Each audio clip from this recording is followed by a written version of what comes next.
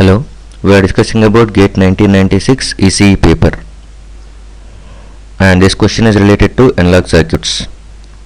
Look at the diagram. For the circuit given, the value of R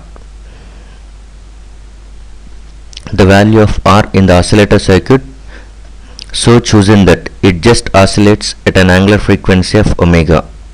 The value of omega and the required value of R will be respectively. What is the value of omega and what is the value of R we are going to calculate for this circuit, and it has given that one it is an oscillator. So if it is an oscillator is going to be having definitely positive feedback, and the beta network is going to be of reactive nature, so that it will be consisting of, this is an amplifier with op amp with 5 and 100 kilo ohms. It is going to be acting as amplifier, and this circuit with R, this one, and it is acting as feedback network. Since this is positive feedback, the output is going to be connecting back to non-inverting op amp, non-inverting terminal of op amp, so that this is going to be acting as positive feedback with beta network that will be consisting of L and C. Okay, you can think this circuit as Hartley oscillator or Colpitts oscillator, because if you think it as Hartley oscillator, at that time this is the equivalent inductance. So you can think that one L1 and L2 are 55 milliamperes or 82 milliamperes, 73 milliamperes, whatever the value. Okay, so if you are looking at inductor and it is going to be sum of two inductances, by that time it is Hartley oscillator.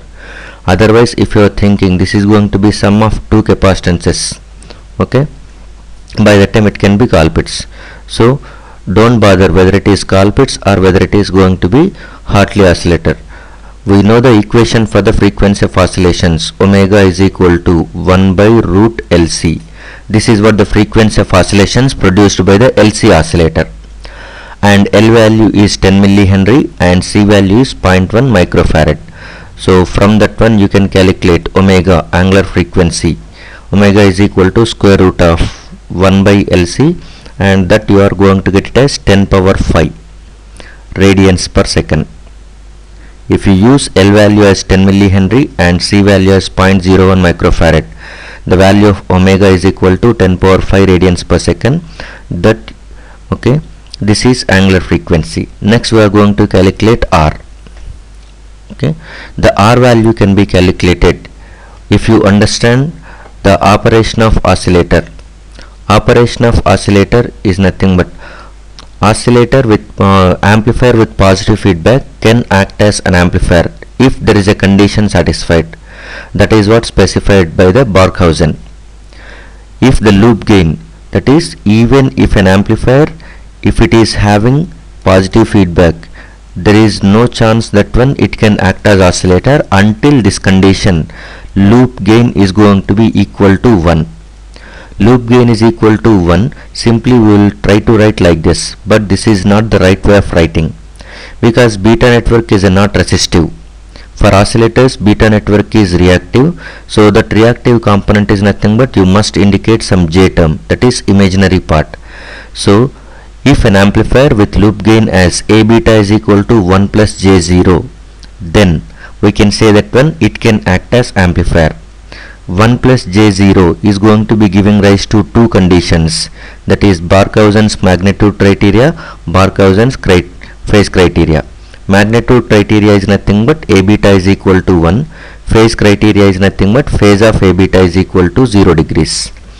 Now we are going to use this one, phase criteria, to calculate R. So this is a given circuit, and we know that one at oscillations phase criteria is going to be giving 0 degrees or 360 degrees. 0 degrees implies nothing but no reactance present. No reactance, that is inductive reactance is going to be exactly equal to capacitive reactance. This is what, okay, and at frequency of oscillations, circuit looks like resistive network. Remember that one, because XL and XC are going to be equal. Inductive and capacitive reactances will be in the same magnitude, but they will be in the opposite directions. They will cancel each other, and what you are getting is nothing but the circuit is going to be exactly looks like resistive, that is operates like resistive network. So we will neglect those two elements from this equivalent circuit, and we will draw the equivalent circuit by neglecting those two components. So this is the diagram we are going with, minus plus, and it is output. From this one I am writing it as R, and other component is nothing but you are neglecting this one and this one. So what you are going with is nothing but R is connected across non-inverting terminal, and one more resistor is nothing but 1 kilo ohm is connected. This is, and it is output V0, and from here this is 100 kilo ohms and it is 5 kilo ohms. This is 5 kilo ohms. So this is the equivalent circuit at resonance, that is nothing but at the frequency of oscillations. And we know that one for ideal op amp, open loop voltage gain is infinite. Open loop voltage gain is nothing but output voltage by difference at the inputs. So VID, which is going to be infinite. From this one you can write it as VID is equal to V0 divided by AV, that is V0 divided by infinite, that implies nothing but 0. VID is nothing but input difference voltage, that is voltage at non-inverting terminal minus voltage at inverting terminal is 0. So voltage at inverting terminal is same as voltage at non-inverting terminal. This is very very important. This is going to be treated as virtual short. So because of this virtual short, only it exhibits only in ideal op amp or practical op amp with infinite open loop gain. There are only two situations. It always accepts, it always happens virtual short in ideal op amp, and it is possible with practical op amp with infinite open loop voltage gain. Okay, so accordingly this ideal op amp situation, I can say that one V plus must be equal to V minus. V plus is nothing but voltage at non-inverting terminal.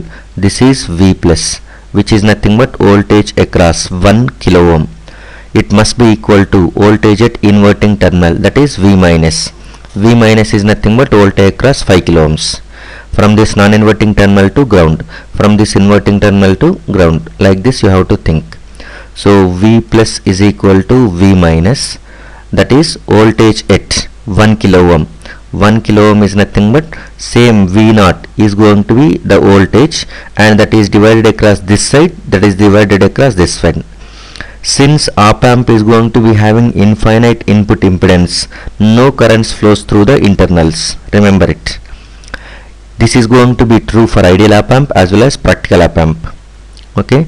In case of both ideal and practical, input impedance is very high, such that no currents are going to be allowed into inputs. Always the current flowing into the input terminals of op amp is 0. So entire current whatever flowing through this 100 kilo ohms, it also flows through this 5 kilo ohms. Whatever the current flowing through this R, it is also flows through this 1 kilo ohm. So that you can use voltage division rule to calculate voltage across 5 kilo ohms, to calculate voltage across 1 kilo ohm. So I am writing voltage across 1 kilo ohm using voltage division rule.